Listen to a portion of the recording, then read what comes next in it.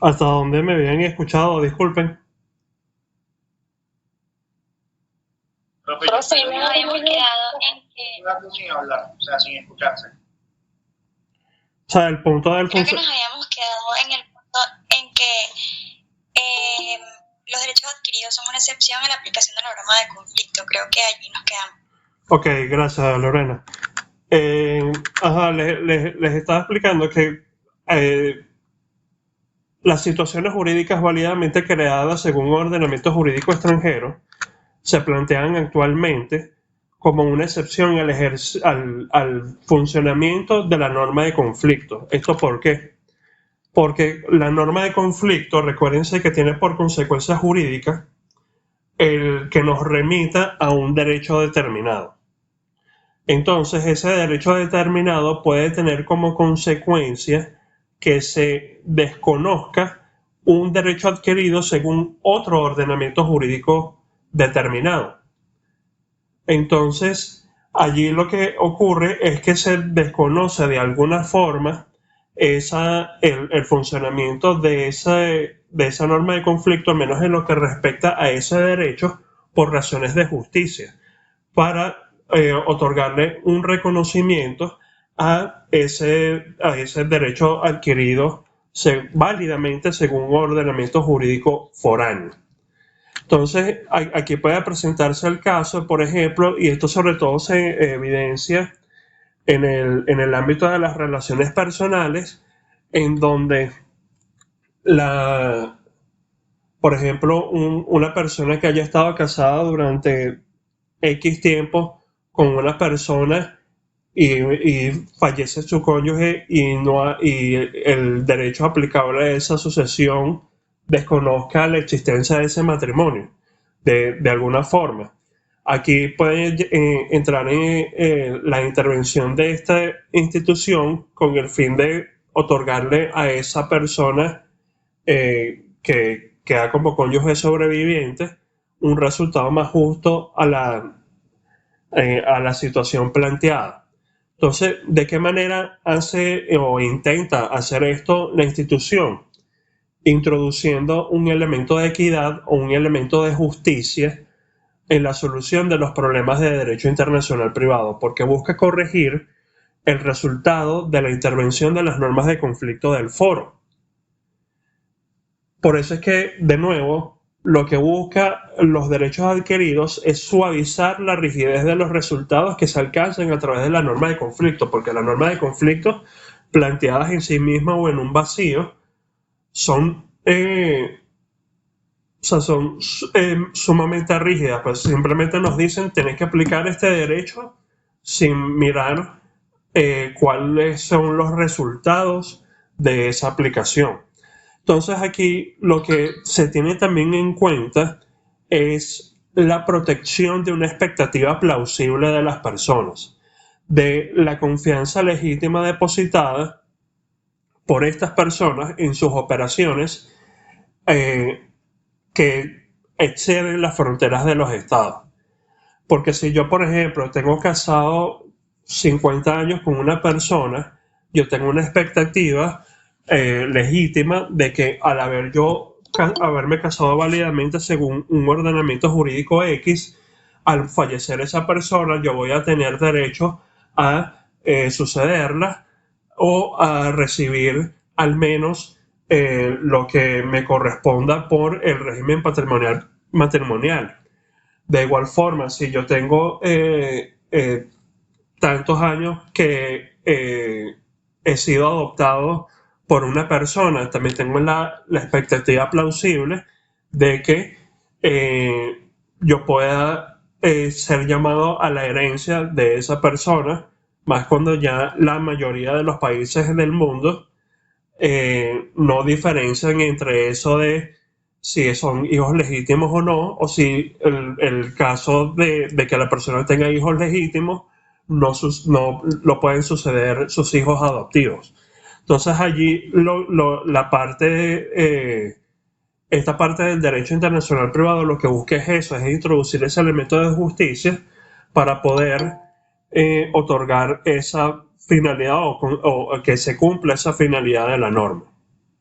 Es por eso que se denomina a esta institución de los derechos adquiridos como una institución valorativa, porque hay un alto grado de discrecionalidad del juez a la hora de determinar el derecho que regula la situación concreta, y y todo ello es producto de las críticas que se hacen a las teorías sobre la norma de conflicto, porque de otra forma la norma de conflicto sería llevaría un resultado estricto que podría incidir en una situación injusta.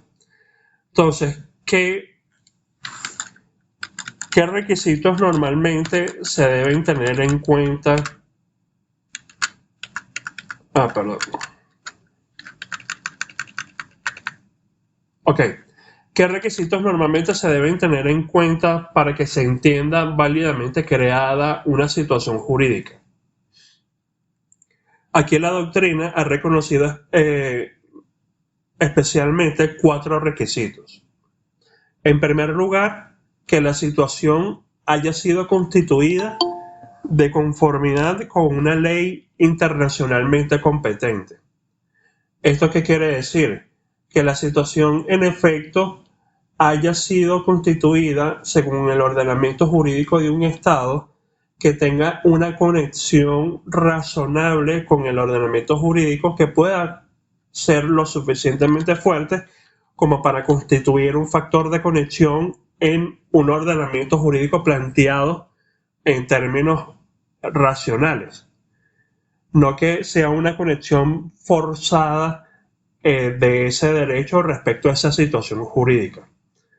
En segundo lugar, que se hayan observado todas las condiciones impuestas por esa ley.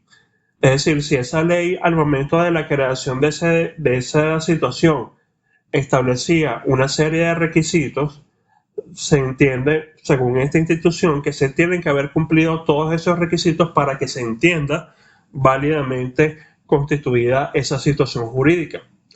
En tercer lugar, que el ejercicio de ese derecho adquirido no viole los principios del orden público del país, donde pretendan surtir efectos que surtan efectos los derivados de ella. ¿Esto qué quiere decir? Que aquí nos reconoce que nosotros nos estamos planteando en una situación en donde son los tribunales venezolanos los que están conociendo de los asuntos de derecho internacional privado. Entonces el foro para nosotros es Venezuela. Aquí lo que se entiende es que el ejercicio de ese derecho adquirido según un ordenamiento jurídico extranjero debe llevar o no debe llevar, mejor dicho, a la situación de que se violen los principios del orden público de nuestro país. Es decir, que no se viole el orden público venezolano en el reconocimiento de ese derecho adquirido según un ordenamiento jurídico extranjero.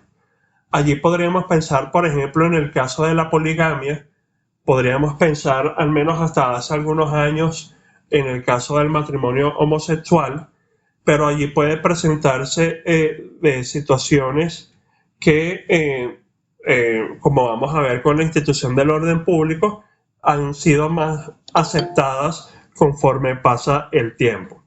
Pero eso es básicamente lo que nos plantea este requisito. Y en cuarto lugar, que la situación no haya sido establecida en fraude a la ley del sistema que se invoca para ampararla. ¿Esto qué quiere decir? Que las partes no hayan manipulado la situación que configura el factor de conexión de esa ley con el fin de asegurar y en algunos casos incluso forzar la aplicación de ese derecho y que se adquiera el amparo de ese ordenamiento jurídico extranjero. Por ejemplo, que un ordenamiento jurídico diga que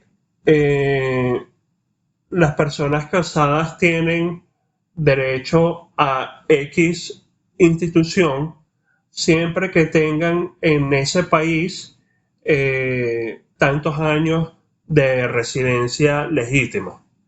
Y que una persona, por ejemplo, en alguna declaración ante alguna de las autoridades de ese estado, eh, falsee alguna de la información relativa a su residencia o al tiempo efectivo que tiene de residencia para ese momento. Entonces allí podría plantearse una situación de fraude a la ley en ese sentido.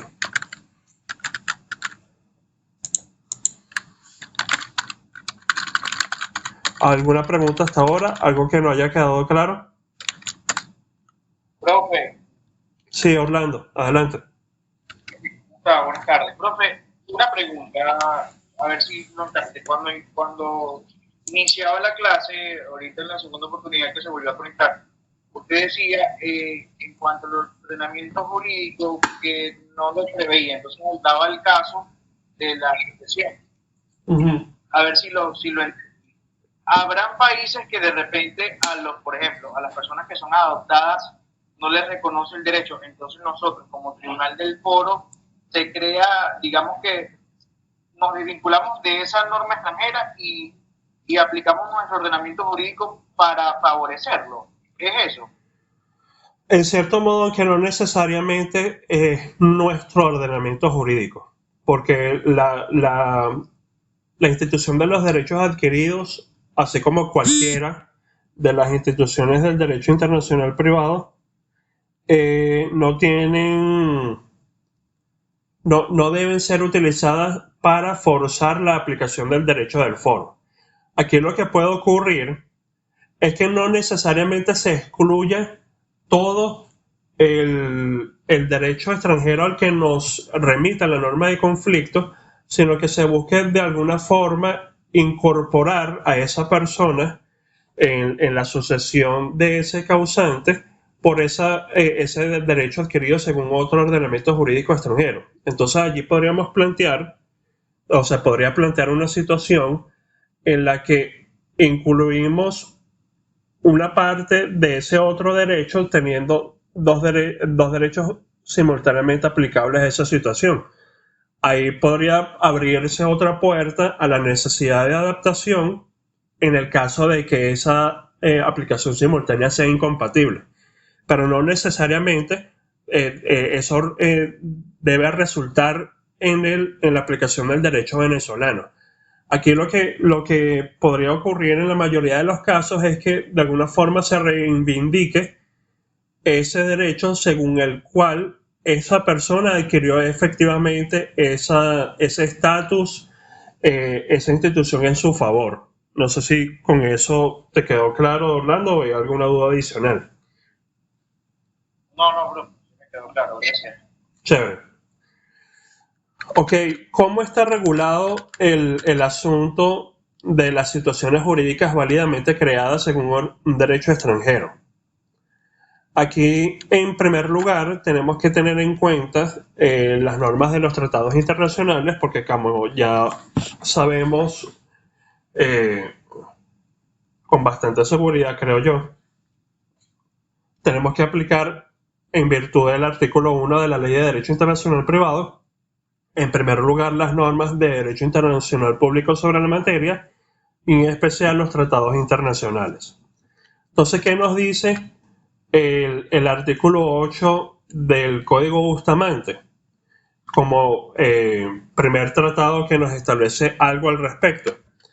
Que los derechos adquiridos al amparo de las reglas de este código tienen plena eficacia extraterritorial en los estados contratantes, salvo que se opusiere a alguno de sus efectos o consecuencias una regla de orden público internacional.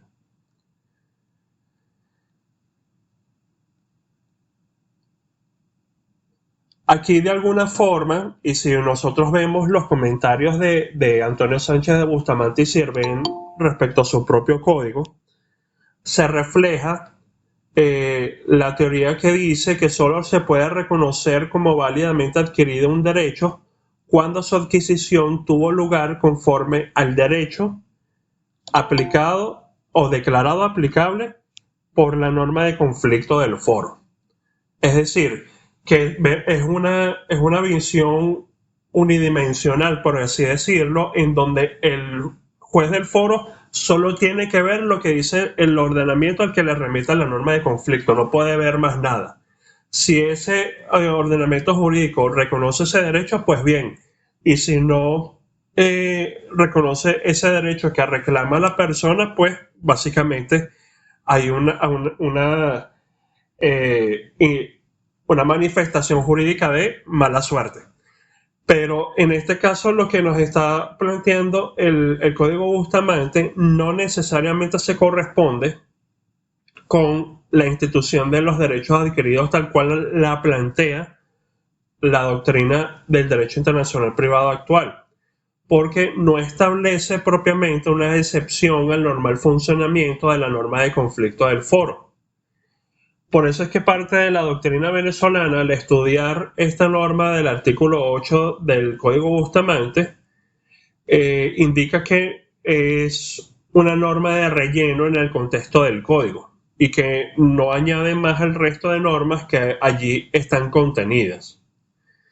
No obstante, en defensa de esta norma, debemos entender que el Código Bustamante deriva de un contexto histórico particular, porque el Código Bustamante fue suscrito en el año 1928 y que para tal fecha el contenido de los derechos adquiridos no era el mismo que tenemos ahora. De hecho, esta institución de los derechos adquiridos se ha desarrollado al nivel que actualmente conocemos más desde la posguerra o desde los años posteriores a la Segunda Guerra Mundial. Entonces, no podemos ver esta norma del Código Bustamante bajo los ojos modernos cuando esa norma no fue planteada así en su momento. Una que sí busca reflejar más esta situación es la planteada por el artículo 7 de la Convención Interamericana sobre Normas Generales de Derecho Internacional Privado. Porque en este caso, nosotros vemos que esta norma nos indica lo siguiente. Las situaciones jurídicas válidamente creadas en un Estado parte, de acuerdo con todas las leyes con las cuales tenga una conexión al momento de su creación, serán reconocidas en los demás estados partes siempre que no sean contrarias a los principios de su orden público. Entonces, aquí, ¿qué nos refleja esta norma de la Convención Interamericana? Ya nos refleja la teoría según la cual la norma de conflicto del foro no debe aplicarse o no debe aplicarse totalmente cuando las leyes conectadas con la relación jurídica al momento de su nacimiento coinciden en declarar a una sola de ellas como competente y por ende como el fundamento para la adquisición de ese derecho. Entonces esta norma sí refleja en una forma más patente el principio de respeto a las situaciones jurídicas válidamente creadas conforme a todas o a algunas de las leyes con las cuales tenía relación al momento de su nacimiento. Entonces, al aplicar este artículo 7 de la Convención Interamericana, el resultado va a ser que la consecuencia de la norma de conflicto va a ser desechada si colide con una situación jurídica que se ha perfeccionado de conformidad con todos los derechos que le eran aplicables al momento de su creación. Entonces, con eso se reconoce la posibilidad de que una situación jurídica esté conectada con más de un ordenamiento jurídico al momento de su nacimiento. Solo que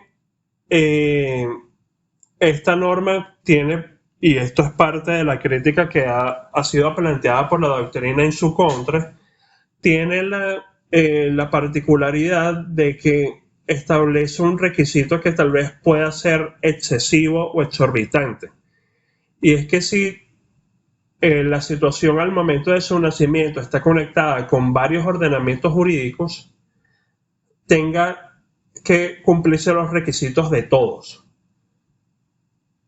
Porque eso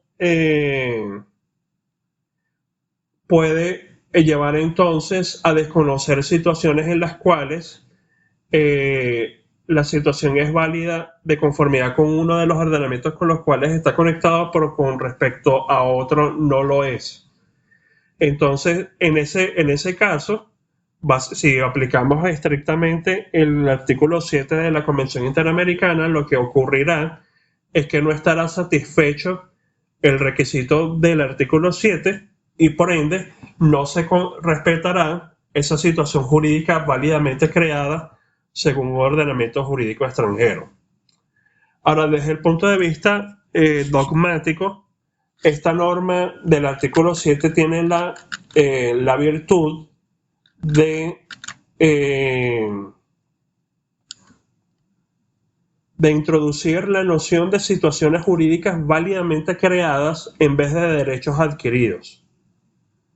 Porque esto se corresponde más con las tendencias modernas en nuestra rama de abarcar todas aquellas situaciones jurídicas que sean distintas a los derechos propiamente dichos. Entonces, aquí debemos entender que no solo lo que constituye propiamente un derecho o incluso un derecho subjetivo es lo que se entiende incluido nada más en esta institución, también pueden haber otro tipo de situaciones. Luego tenemos dentro de nuestra ley de derecho internacional privado una norma que establece una previsión general y un ejemplo de una situación particular de derecho adquirido al cual podemos agregar otro que les voy a mencionar en unos momentos. En la Ley de Derecho Internacional Privado tenemos como norma general respecto a la institución de las situaciones jurídicas válidamente creadas según un ordenamiento jurídico extranjero, el artículo 5. Artículo 5, como lo he dicho con respecto a las anteriores instituciones, no es una norma de conflicto. Es una norma que establece una institución general del derecho internacional privado de carácter valorativo que busca alterar o incluso desconocer el resultado de la norma de conflicto. Por eso debemos entender que la naturaleza de esta norma es distinta a la que se nos presenta entre los artículos 16 al 38 de la Ley de Derecho Internacional Privado. Entonces, ¿qué nos indica esta norma? Y veamos ya allí algunas diferencias con respecto al artículo 7 de la Convención Interamericana. Aquí se nos plantea que las situaciones jurídicas creadas de conformidad con un derecho que se atribuya competencia de acuerdo con criterios internacionalmente admisibles producirán efectos en la República a no ser que contradigan los objetivos de las normas venezolanas de conflicto o que el derecho venezolano reclame competencia exclusiva en la materia respectiva o que sean manifestaciones incompatibles con los principios esenciales del orden público venezolano. Al igual que el artículo 7 de la Convención Interamericana sobre Normas Generales, esta disposición hace referencia a situaciones jurídicas y no a derechos adquiridos. Pero esta norma mejora de la Convención al prescribir el reconocimiento de la situación jurídica válidamente creada conforme a un solo derecho que se selecciona de una forma más racional, porque se habla de un derecho que sea que se atribuya competencia de acuerdo con criterios internacionalmente admisibles. Entonces allí no se salva la persona que quiere llevar al reconocimiento de ese derecho de la situación de tener que justificar que todos los ordenamientos jurídicos que estuviesen conectados con esa situación al momento de su nacimiento le otorguen validez. Si hay una que reclame o que se pueda declarar como competente por un criterio internacionalmente admisible, por ejemplo, domicilio de la persona, nacionalidad de la persona, el lugar de nacimiento, el lugar de matrimonio, etc. Allí este artículo 5 permite el reconocimiento de esa situación. Ahora bien, en vista de que se introduce esa noción de criterios internacionalmente admisibles, surge la pregunta, ¿qué se considera como tal? Entonces, en primer lugar, nosotros podríamos pensar que esto llevaría a un análisis de derecho comparado. No obstante, hay autores que consideran que estos criterios no estén contenidos en el derecho venezolano, ya que en tal caso no se podrían utilizar en el sentido del artículo 5, porque de alguna forma se estarían aplicando nuestras normas de conflicto. No obstante, no ha habido un criterio claro de parte de la doctrina con respecto a este asunto en particular, y al menos hasta la fecha no ha habido una sentencia de nuestros tribunales que haya aplicado concretamente esta institución de forma correcta, porque vamos a ver una más adelante que la incluyó dentro de su motivación, pero en donde realmente no se estaba planteando un asunto que requiriese la intervención de esta institución. Ahora, si bien el artículo 5 de la Ley de Derecho Internacional Privado se constituye como una norma general en materia de las situaciones jurídicas válidamente creadas según un ordenamiento jurídico extranjero, hay manifestaciones particulares. Una es el artículo 28 que está planteado en pantalla y otra es el artículo 17 de la Ley de Derecho Internacional Privado. Les voy a leer primero el artículo 17 de la Ley de Derecho Internacional Privado. Esta norma nos dice que el cambio de domicilio no restringe la capacidad adquirida. ¿Esto qué quiere decir? Y eso lo vamos a reforzar cuando veamos el tema de las personas naturales en el derecho internacional privado. Que si una persona ha adquirido plena capacidad según un ordenamiento jurídico y se traslada a otra, sea por razones del domicilio, por ejemplo, en donde hay unas condiciones más rigurosas para la adquisición de esa capacidad plena, no se entiende que esa persona vuelve a un estado de incapacidad, porque ya se tiene como derecho adquirido esa plena posibilidad de actuar. Eso podría ocurrir, por ejemplo, en el caso en donde una persona de Inglaterra cumple 16 años y luego se traslada cumpliendo 16 años y adquiriendo la plena capacidad según el ordenamiento jurídico inglés, y se traslada a algún estado o establece domicilio en algún estado en donde se adquiere esa plena capacidad a los 18 o a los 21 años. Entonces, si se plantea una situación de ese cambio de domicilio ante los tribunales venezolanos, a través de esta norma se entiende que esa persona ya adquirió plena capacidad y que esa capacidad se entiende entonces como un derecho adquirido con todas las consecuencias que eso deviene. Pero aquí lo que vemos es que ese artículo 17 se plantea como una manifestación concreta de la institución de las situaciones jurídicas válidamente creadas según un ordenamiento jurídico extranjero en el ámbito de la capacidad de las personas naturales. Lo mismo ocurre en materia de bienes con el artículo 28, porque el artículo 28 nos plantea que el desplazamiento de bienes muebles no influye sobre los derechos que hubieran sido válidamente constituidos bajo el imperio del derecho anterior. No obstante, nos agrega la norma, tales derechos solo pueden ser opuestos a terceros después de cumplidos los requisitos que establezca al respecto el derecho de la nueva situación.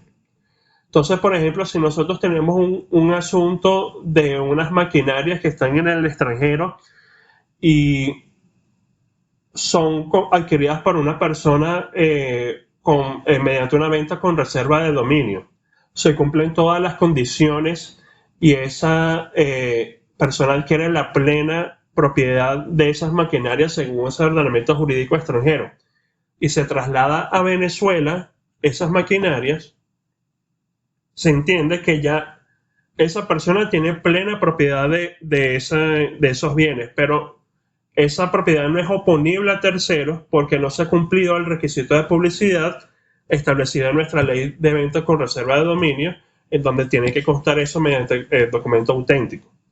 Entonces allí, lo que nos plantea el artículo 28 es una situación en donde se impone un requisito de publicidad, pero se reconoce plenamente la situación jurídica creada conforme a un ordenamiento jurídico extranjero. Ahora, ¿cuáles son las excepciones que nos plantea la Ley de Derecho Internacional Privado para el reconocimiento de las situaciones jurídicas válidamente creadas según un ordenamiento jurídico extranjero? Aquí la Ley de Derecho Internacional Privado presenta 3 excepciones, a diferencia de la única que nos plantea la Convención Interamericana sobre Normas Generales. Porque el artículo 5 plantea 3 situaciones particulares. En primer lugar, habla esta norma de la contradicción a los objetivos perseguidos por las normas venezolanas de conflicto. Esta es una expresión similar a la prevista en el artículo 2 de la Ley de Derecho Internacional Privado y que nosotros abordamos cuando tratamos el tema del reenvío. Y es ciertamente una de las nociones más difíciles dentro de este cuerpo normativo porque lastimosamente ninguno de sus autores iniciales, los profesores Parra-Ranguren, Sánchez Covici y Goldsmith, llegaron a aclarar exactamente qué se entiende por esos objetivos. Según dice el profesor Hernández Bretón, que lo comentó en una ponencia hace algunos años, él en conversaciones con el profesor Parra-Ranguren le planteó esa duda y lo que le indicó el profesor Parra es que esa expresión había sido tomada de un proyecto legislativo de los Países Bajos de inicios del siglo XX, pero que ahí había quedado como que la explicación y no se había dado alguna razón adicional por la inclusión de esa norma. Entonces, eso ha quedado a la especulación de la doctrina. ¿Y qué nos ha dicho el propio profesor Hernández Bretón?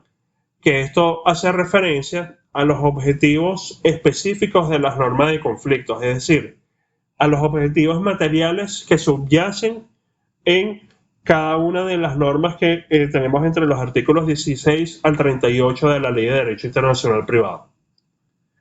Lo que es necesario entender es que si los objetivos se ven contradichos por lo establecido en ese derecho extranjero que regula o que ha servido de base para el establecimiento de esa situación jurídica, entonces no se respetará esa situación.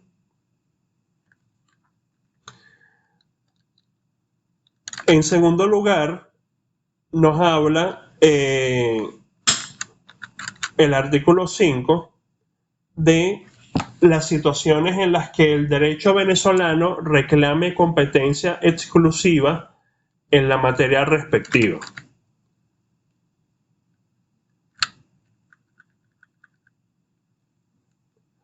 Y aquí se nos plantea es una situación en donde el derecho venezolano dice que él de forma exclusiva debe regular esa situación. Pero aquí tenemos que tener claro algo para deslastrarlo de una institución que vimos en la parte procesal del derecho internacional privado. Aquí no se habla de jurisdicción exclusiva, no se trata de una situación de jurisdicción exclusiva. Lo que señala la norma es que la materia de esa situación en específico solo puede ser regulada según las normas materiales venezolanas. Es decir, que se trate de una situación que plantee la aplicación forzosa del derecho venezolano. Eso ocurre a través de las normas de aplicación inmediato necesaria que vimos al tratar el tema de la pluralidad metodológica del derecho internacional privado. Finalmente, el artículo 5 de la Ley de Derecho Internacional Privado nos habla de que sean manifestaciones incompatibles con los principios esenciales del orden público venezolano. Allí, de nuevo, se puede plantear situaciones en donde, por ejemplo, una persona reclame algún derecho X porque este deriva de un matrimonio poligámico. Allí se estaría de alguna forma violando el orden público venezolano porque, según la previsión de la Constitución y lo que ha sido desarrollado por el ordenamiento jurídico interno y la jurisprudencia, el matrimonio solo puede ser entre un hombre y una mujer. Lo mismo podría plantearse con el tema del matrimonio homosexual en virtud de esa misma previsión, porque se habla de hombre y mujer. Solo que esos efectos podrían aligerarse no a través de esta institución, sino a través de una manifestación más ligera de lo que es el orden público en el derecho internacional privado, institución que vamos a ver, creo que vamos a comenzar a ver el día de hoy. Para finalizar este tema de las situaciones jurídicas válidamente creadas según un ordenamiento jurídico extranjero, tenemos la situación planteada, tenemos el caso planteado ante la Sala de Casación Civil, Sala de Casación Social, una sentencia del 9 de agosto de 2008 en el caso Enrique Emilio Álvarez Centeno contra Abbott Laboratories C.A. En este caso se estaba conociendo un recurso en materia laboral de una persona que había tenido una relación de trabajo que se había desarrollado entre Venezuela, Guatemala y Argentina. Entonces, aquí lo que se buscaba aclarar era el tema de cuál era el derecho aplicable a esa relación laboral, porque la misma había sido convenida inicialmente en Argentina y se ejecutó primero en Argentina, pero luego ese trabajador pasó a Guatemala y finalmente pasó a Venezuela, en donde ese trabajador culminó su relación. Si no recuerdo mal, aquí hubo un despido que se disputaba como injustificado. Entonces, para resolver el asunto, la Sala de Casación Social estableció que al no haberse determinado el derecho aplicable al contrato de trabajo, el periodo laborado en Venezuela debía regirse por el derecho venezolano conforme a lo establecido en el artículo 10 de la Ley del Trabajo vigente en ese momento, que es espejo de lo que tenemos en la ley, en el artículo 3 de la Ley Orgánica del Trabajo de los Trabajadores y las Trabajadoras, que está actualmente vigente. Pero agregaba lo siguiente, que de conformidad con la Convención sobre Normas Generales de Derecho Internacional Privado, especialmente su artículo 7, se revisó el derecho laboral argentino y guatemalteco y se estableció que esas normas no eran contrarias a los principios constitucionales y de orden público que rigen el ordenamiento jurídico venezolano, razón por la cual se declaró aplicable el derecho de Argentina para el periodo laborado en Argentina y el derecho de Guatemala para el periodo laborado en Guatemala. Realmente aquí vemos que no se planteaba una situación de que justificase la intervención de las situaciones jurídicas válidamente creadas según un ordenamiento jurídico extranjero, porque en primer lugar no se estaba aplicando una norma de conflicto. Se ha discutido el planteamiento para la conclusión de la mayoría de la doctrina es que el artículo 3 de la Ley Orgánica del Trabajo, los trabajadores y las trabajadoras, no es propiamente una norma de conflicto. Con lo que en este caso no estaba justificada la intervención de ese artículo 7 de la Convención Interamericana. ¿Qué es lo que creo yo que ocurrió? Que la sala vio el asunto que se le estaba planteando, buscó algunos instrumentos, dio con esta convención, vio que la misma está efectivamente vigente entre estos tres países, Argentina, Guatemala y Venezuela, y consiguió la expresión de derechos adquiridos y la utilizó para llegar al dispositivo que dictó.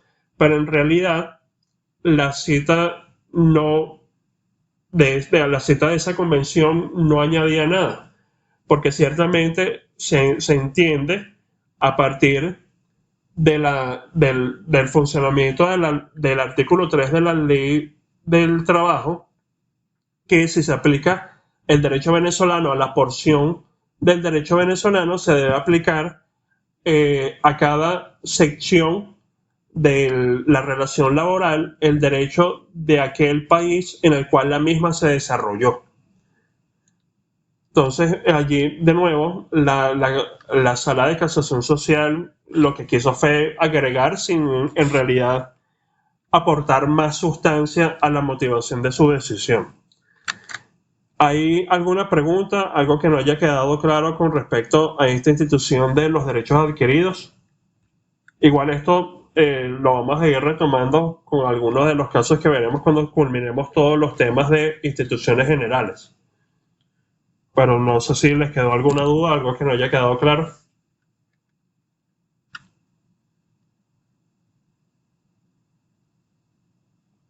Ok, vamos a continuar entonces. Vamos a pasar ahora a lo relativo a las instituciones generales del derecho internacional privado de carácter negativo.